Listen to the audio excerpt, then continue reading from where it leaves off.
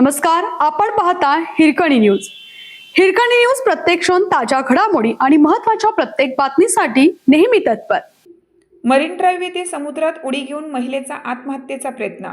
मुंबईतील सर्वात वर्दळीच्या आणि संवेदनशील भागांपैकी एक असलेल्या मरीन ड्राईव्हमध्ये गुरुवारी दुपारी एका महिलेने समुद्रात उडी मारल्याने खळबळ उडाली. महिलेने मृत्यूला कवटाळण्याच्या उद्देशाने समुद्रात उडी मारली होती, परंतु मरीन ड्राईव्ह पोलिसांच्या जलद आणि धाडसी कारवाईमुळे तिचा जीव वाचला आणि संभाव्य दुर्घटना टळली.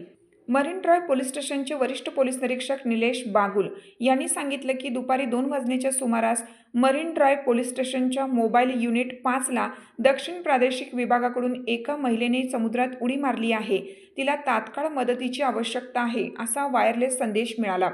माहिती मिळताच पोलिसांनी मदत केली. Police constable Chavan, police constable Kadam, PSI Tadvi व प्लाटूनसह विलंब न करता घटनास्थळी पोहोचले.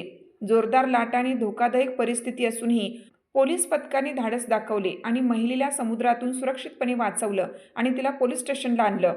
चौकशी केल्यानंतर सुटका केलेल्या महिलेने स्वतःची ओळख सैफी वय 40 असं करून दिली. ती मालाड पश्चिमकडील कॉलम चर्च परिसरातील रहिवाशी आहे.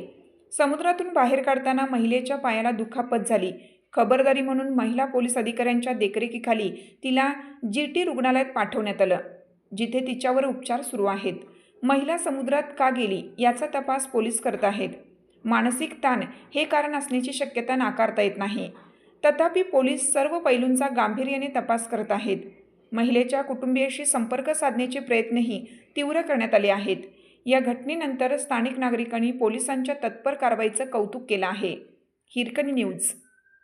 आपल्या हिरकणी न्यूज चॅनलला लाईक करा, शेअर करा आणि सबस्क्राईब करायला विसरू नका आणि रहा अपडेट.